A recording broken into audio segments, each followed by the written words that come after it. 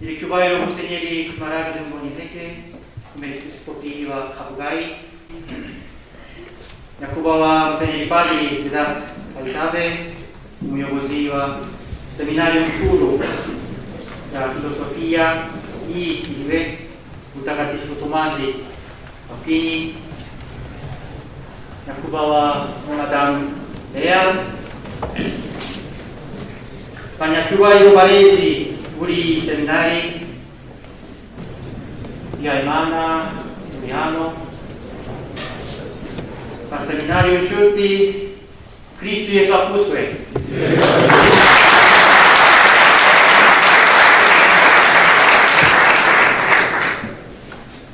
Unda Shimira Tiane Nakubawa Musegneri Padri Vedas Kalisabe,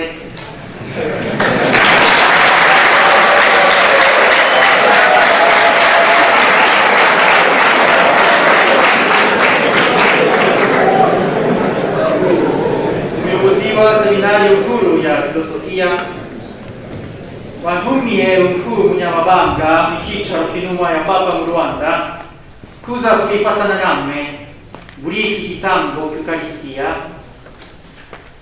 twizihizamo umurinzi w'iyi seminari nkuru ariwe Mtakatifu Tomasi wa Kini.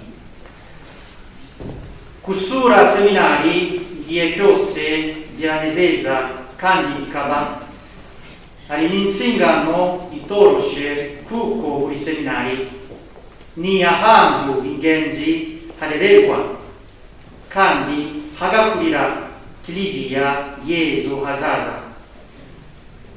Kurera abazaba abapadiri ni uburyo bwo gukomeza kuzengurutsa amaraso mashya umutima wa kiliziya. Barezi namwe baseminari, kiliziya y'isi yose irangajwe imbere na Papa Francisco ikurikiye umurongo wa sinode. Iyo kiliziya ya sinode icyambere cyo ni kiliziya yumva.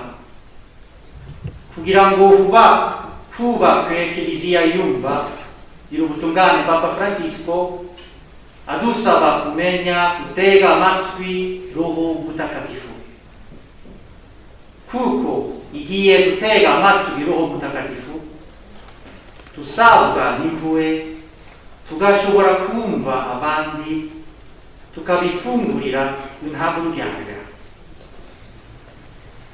Niyo mpamvu abandime baseminari Papa Francisco abasaba guca bugufi gukumbira Roho Mutakatifu we mwigisha wanyu w'ukuri,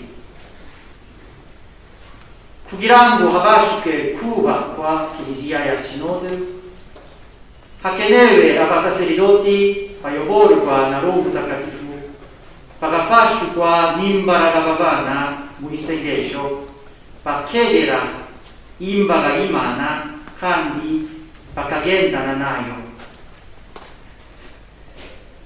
Ninawazambo akibeho abatuse mu bishura byega kibyeyi abarinde kandi abasigasire urugendo rwanyu ruba buri munsi.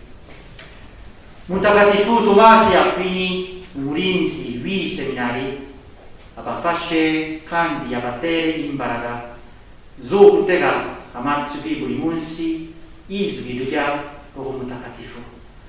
Murakoze umunsi mwiza kuri buri wese.